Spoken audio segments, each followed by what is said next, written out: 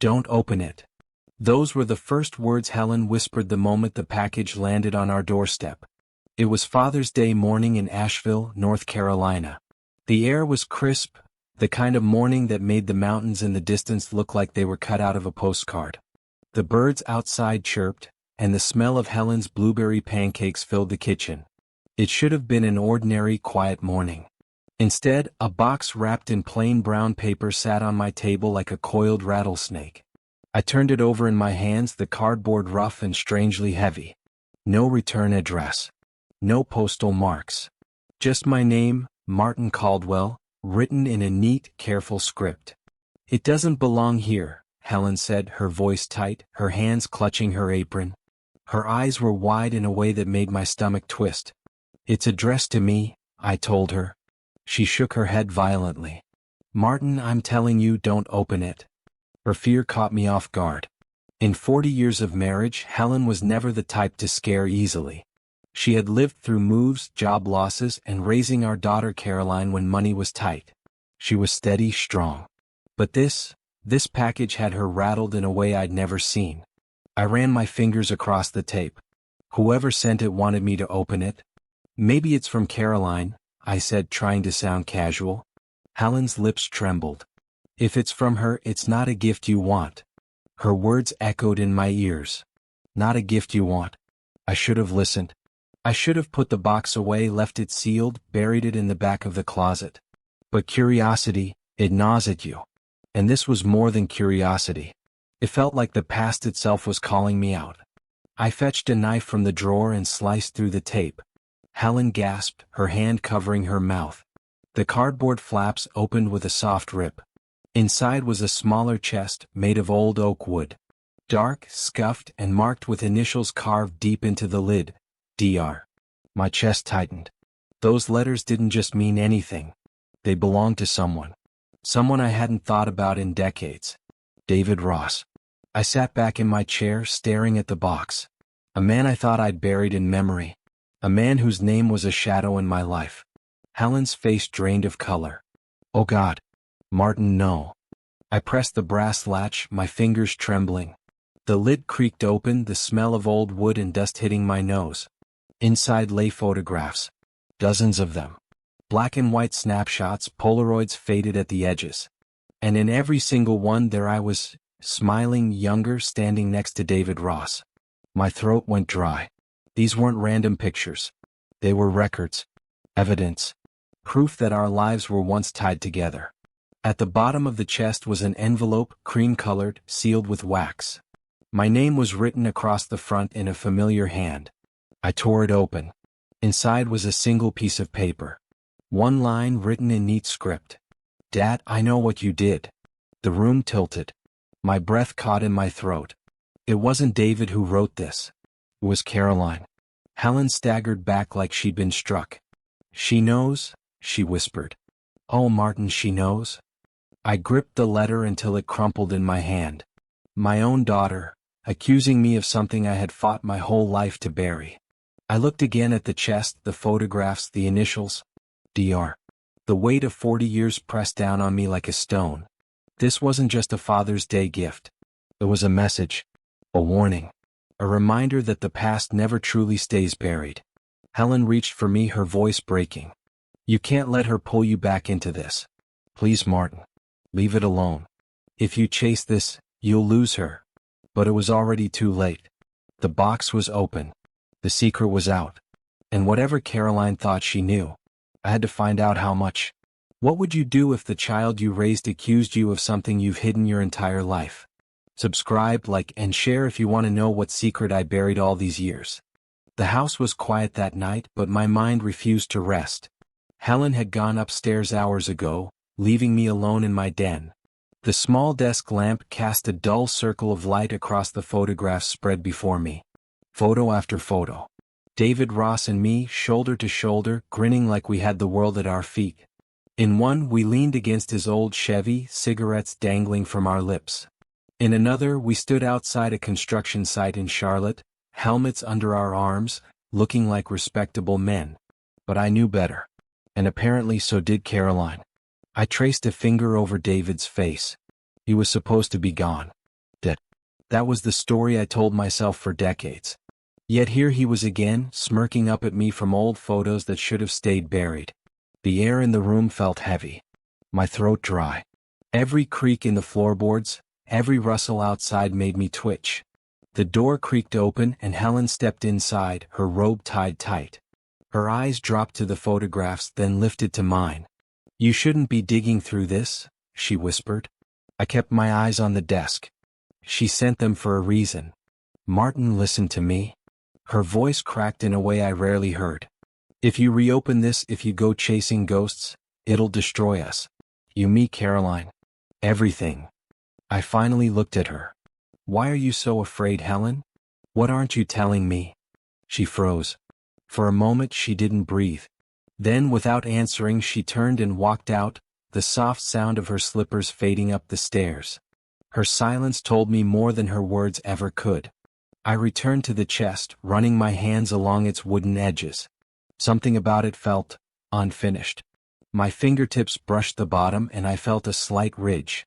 A corner that didn't quite sit flush. I pressed. The wood shifted with a dull click. A false bottom. My pulse quickened as I pried it open. Nestled inside was a small key tied with a red ribbon. The metal was old, tarnished, yet the ribbon was new. Someone had placed it there recently. A shiver ran down my spine. I held the key in my palm, and with it came a memory, a storage unit David once rented in Hickory, an hour's drive from here. I didn't sleep that night. At dawn, while Helen was still in bed, I slipped the key into my pocket and drove north. The highway stretched ahead, but all I could think about was that box, those photographs, and Caroline's words. "Dad, I know what you did." Hickory was quiet that morning. I pulled into the lot of an aging storage facility, weeds growing through cracks in the pavement. Rows of corrugated metal doors stretched out like tombstones. I walked to Unit 117. The key slipped in smoothly, like it had been waiting for me all these years. The door groaned as I rolled it up. Dust billowed into the sunlight. The unit was nearly empty, except for a battered filing cabinet shoved against the back wall. My steps echoed as I crossed the concrete floor. The cabinet's top drawer stuck at first, then gave way with a screech. Inside were manila folders stuffed with paperwork, insurance claims, property deeds, police reports. My heart pounded as I flipped through them. Fires. Collapsed buildings. Payouts worth thousands. David Ross hadn't just been reckless. He'd been deliberate. Fraud. Arson. Cover-ups. The second drawer revealed more. Receipts, blueprints, notes scrawled in his handwriting. Every page tied him to crimes I thought were buried with him. At the bottom of the drawer sat a single envelope. It was addressed to me. My hands shook as I picked it up. The paper was thick, the handwriting precise. My name, Martin Caldwell, etched in black ink. I tore it open. Inside was one line, written in a hand I didn't recognize. "You thought you buried the truth. But I know. See." The letter slipped from my fingers. My legs buckled and I leaned against the cabinet, gasping for breath. Caroline. She wasn't just digging into my past. She was pointing me toward it, forcing me into it. And for the first time since opening that chest, I realized something that terrified me more than anything else. If Caroline knew about David Ross, maybe that meant David wasn't dead after all. If you discovered evidence that someone you thought was dead might still be alive, would you chase the truth, or walk away? Please share your thoughts below. Don't forget to hit like and subscribe so you don't miss what I uncover next. A letter was waiting for me in the mailbox on a humid Tuesday morning. No stamp. No return address. Just my name scrawled across the front in dark ink. I tore it open right there at the curb. Inside one line. Meet me where it all began. No signature. No explanation. But I knew exactly what it meant. Greenville, South Carolina. The old bar on Wade Hampton Boulevard. The place David and I first met. The place where everything started. I stood frozen, the air thick with the smell of cut grass and summer heat. My chest tightened as the words sank in. Caroline was pulling me deeper into the past I had spent a lifetime trying to outrun. When I walked back inside, Helen was waiting at the table, her coffee untouched. She looked at the envelope in my hand and the dread in her eyes told me she already knew. "Don't go," she said, her voice breaking. Martin, please. If you go back there, you'll lose her for good. She sent this, I snapped. She wants me there. Or someone wants you to believe that. Helen reached across the table, her fingers clutching mine. Don't you see? You're being dragged into a trap. I pulled away. I have to know, Helen. I can't keep pretending. Her lips quivered, but she didn't stop me. She just sat there, silent, tears rolling down her cheeks as I grabbed my keys and walked out the door. The drive to Greenville felt endless. The highway stretched on, my headlights cutting through the humid night. Every mile marker pulled me closer to a past I had no business revisiting. By the time I reached Wade Hampton Boulevard, the city was asleep. The old bar sat slumped between two boarded-up storefronts, its windows shattered, the sign half fallen. It looked more like a tomb than a meeting place. I parked across the street, my heart pounding as I stepped into the shadows of the building. The door groaned when I pushed it open, the air inside stale with dust and mildew. A single lamp flickered in the far corner, casting a weak glow across the cracked floorboards. And there she was, Caroline. She stood tall, her arms folded, her eyes cold.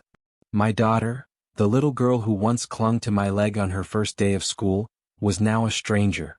You came, she said flatly. Of course I came, I said, my voice rough. You sent for me. Her lips curved into something between a smile and a sneer. No, Dad. You came because you couldn't resist. She walked toward me, a folder in her hands. When she dropped it onto a nearby table, papers spilled out. Photocopies of police reports, insurance claims, and photographs of burned-out buildings. You lied to me my entire life, she hissed. You told me David Ross was dangerous, reckless. You told me he was gone. But look at this. She shoved the papers toward me. The fires, the money, the cover-ups. You were in all of it with him. Caroline. Don't. Her voice cracked like a whip. You made me believe you were some noble man who walked away from trouble. But you weren't. You were part of it. And you let me grow up never knowing who I really am. Her words cut deeper than any blade. I did it to protect you, I said, my voice low. She shook her head. No. You did it to protect yourself. And then she dropped the bombshell. David Ross is my real father. The world seemed to tilt. My stomach dropped. That's not true, I whispered. Helen and I. Don't bother. She pulled another paper from the folder. A birth certificate. Her birth certificate. Where the father's name should have been, David Ross. My legs went weak. My vision blurred. All this time, all these years. Caroline's eyes burned with anger and betrayal. You raised me on lies. You stole my life from me. But she turned her head toward the shadows. He never forgot me. From the darkness at the back of the bar, a figure stepped forward. The years had not been kind. His face was lined, one eye clouded, a scar cutting across his cheek. But even through the years, even through the ruin, I knew him. David Ross. Alive. The blood drained from my face. My heart thudded in my ears. You, I breathed. He smiled, thin and crooked. Hello, Martin. The room spun. My daughter stood beside him now, her hand brushing his arm, her loyalty clear. Caroline had chosen him. And I was standing face to face with the ghost I thought I'd buried decades ago. What would hurt more, losing your child to death or losing them to the enemy you thought you'd buried? Please share your thoughts below. Subscribe, like, and share if you want to see how I survived this betrayal. Dinner should have been quiet, but the silence that hung over our table was thick enough to choke on. Helen set the roast chicken down, her hands trembling as she poured the wine. Caroline sat across from me, her chin tilted high, her fork untouched. For a moment no one spoke. The clatter of a passing car outside filled the void. Finally, Caroline broke the silence. You've lied to me my entire life, she said. Her voice was calm, but her eyes, those green eyes she got from Helen, were filled with fire. Helen's hand froze halfway to her glass. I stared at Caroline, searching for some trace of the little girl I once carried on my shoulders. She was gone. You think David Ross is some monster? She continued.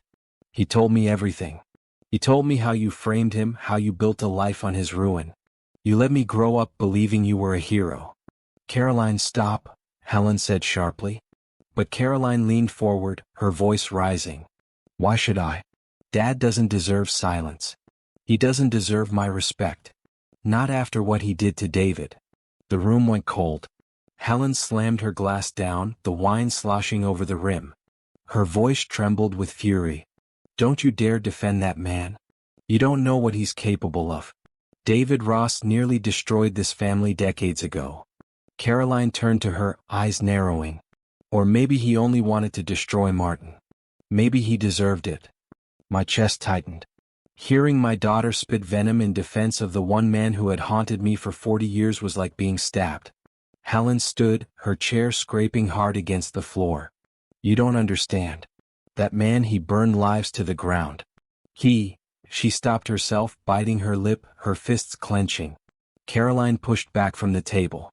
I don't need to hear another word from either of you. I know who I trust now. Her chair toppled as she stormed toward the door. Caroline, wait. I shouted, my voice cracking. But the door slammed behind her, the echo rattling through the house like a final judgment. I didn't think. I just grabbed my keys and followed. Her taillights glowed red against the dark highway as I trailed her through the winding roads out of Asheville. She drove hard, fast, her determination clear in every turn she took. 2 hours later, she pulled into Raleigh. The city lights shimmered against the night sky, neon reflecting off wet pavement from a recent rain. I kept back, my hands sweating on the wheel. She parked outside a modest hotel on the edge of downtown. My heart hammered as I watched her step inside. I waited 5 minutes, then followed. The lobby smelled of coffee and disinfectant. The clerk didn't even glance at me as I walked past, pretending to check my phone. The elevator dinged. Caroline stepped out on the 3rd floor. I stayed far enough behind, moving quietly down the hall. She slipped into room 312. The door clicked shut. I pressed my ear to the wall beside the door, straining to hear. At first, nothing. Just muffled voices. Then clearer, David's deep rasp. He's breaking. Just like we planned. Caroline's voice followed, sharp, determined. He won't hold out much longer. But we need to talk about Charlotte. About that night. Charlotte. My blood ran cold. I pressed harder against the wall, every nerve in my body alive. What about Charlotte? What night? David's voice dropped lower. If we do this right, he'll confess without even realizing it. And then? Their voices faded as footsteps moved deeper into the room. I staggered back, my mind racing. Charlotte. The word itself was enough to send old memories clawing at the edges of my mind. Flames. Smoke. A night I had buried beneath years of silence. I didn't know if they were planning revenge, blackmail, or something worse. But I knew this. My daughter wasn't just siding with David Ross. She was plotting with him. And I had no idea how far she was willing to go. What would you do if your own daughter plotted against you with a man you thought was dead? Hit subscribe, like, and share if you want to see how far Caroline is willing to go. I didn't sleep. Not after Raleigh. Not after hearing Caroline plot with David Ross. By the time I made it home, dawn had just begun to stretch its pale light across the Blue Ridge Mountains. Helen was sitting at the kitchen table, robe pulled tight around her, her coffee untouched. She looked like she hadn't slept either. I stood in the doorway, the weight of what I'd overheard pressing down on me like a stone. We need to talk, I said. Her eyes flicked up, weary, already knowing where this was headed. Martin? No more excuses. No more warnings. I want the truth. What do you know about David Ross? The silence stretched, taut and unbearable. Helen's hands trembled as she gripped the mug. Then, with a deep breath, she set it down and looked at me with eyes that had seen too much. I knew him, she said quietly. The words cut sharper than any blade. Knew him how? My voice cracked, though I tried to hold it steady. She looked away. Before you and I married, there was a time when David and I, she swallowed hard. It was brief, reckless. I was young and he was a liar, a criminal. Her face tightened. I didn't know that then.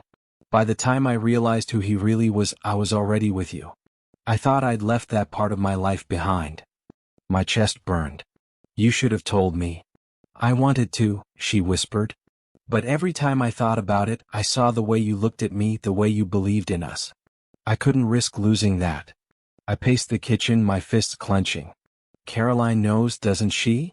Helen's silence was answer enough. She does, I said, my voice rising. That's why she's siding with him. That's why she's turning against me. She thinks you've been lying to her just like I have. Tears welled in Helen's eyes. Martin, I never wanted this. I thought he was gone forever. I thought we were safe. I stopped, staring at her. Safe? Did you know he was alive? Her lips parted, but no words came.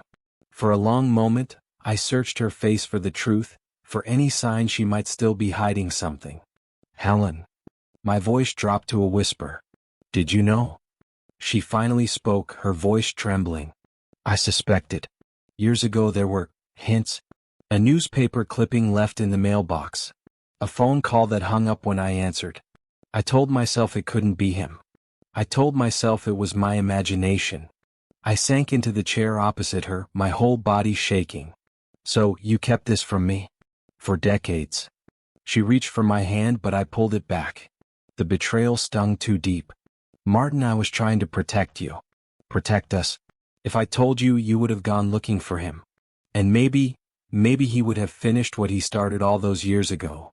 Her words echoed in my mind, colliding with the memories I had tried so hard to bury. For a long time neither of us spoke. The only sound was the faint ticking of the clock on the wall, marking each second like a countdown. Finally I stood. If there's more, you need to tell me now. Because if Caroline is with him, if she's planning something. Helen shook her head, tears streaming down her face. That's all, Martin. I swear. But I didn't believe her. Not fully. That night I couldn't rest. Sleep felt like surrender, and I couldn't afford that. My mind replayed Caroline's words, Helen's confession, and David's gravelly voice whispering from the shadows. I found myself in the den again, staring at the wooden chest that had started all of this. The photos, the files, the letter from Caroline, they were all still there, taunting me with their unfinished story. As I sifted through the contents, something caught my eye. A faint seam in the lining. My pulse quickened. I pried at it with trembling fingers until the false bottom came loose. Inside was a thin envelope, yellowed with age, sealed with wax that had long since cracked. My stomach dropped when I saw the handwriting.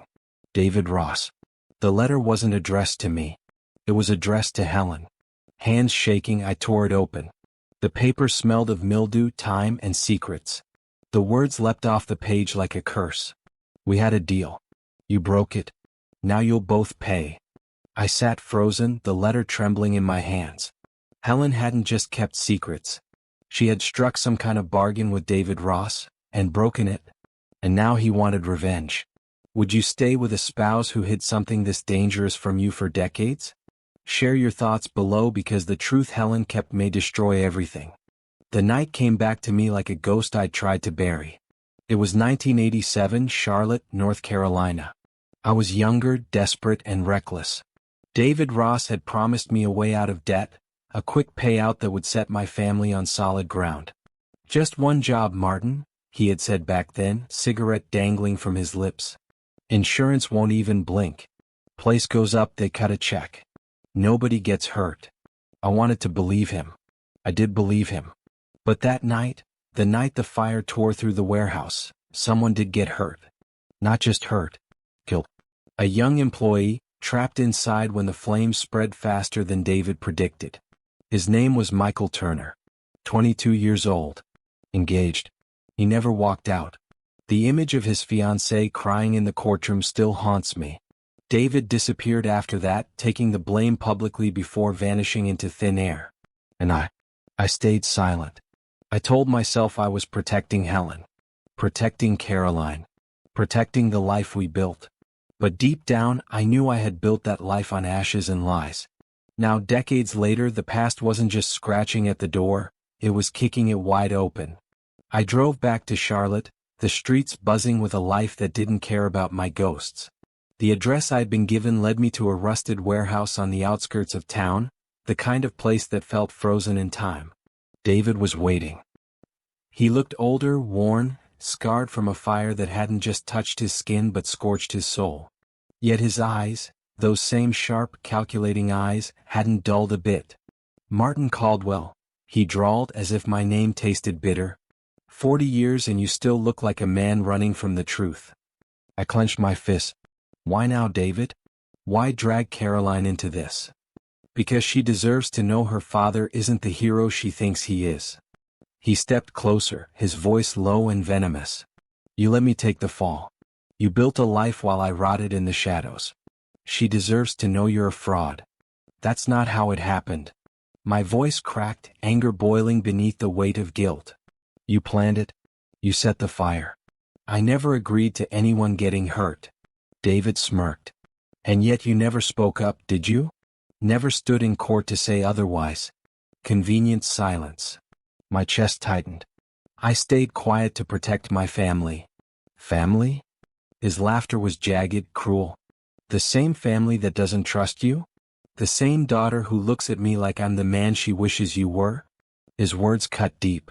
But what I didn't know, what I couldn't see, was the faint red light blinking in the shadows behind us. A recorder. Someone was listening. I didn't notice until it was too late. From the far corner, just beyond the broken crates and peeling paint, Caroline stepped out. Her face was pale, her eyes cold, and in her hand was the small digital recorder capturing every word I'd just said. "You finally admitted it," she whispered. My stomach dropped. "Caroline, you lied my whole life. You made me believe David was the monster when you were the one who let a man die." "No," I said quickly, desperate. "I never wanted that. I tried to stop him. But you didn't stop him." Her voice cracked, but her resolve didn't. "You buried it. You buried everything. And now the truth is mine."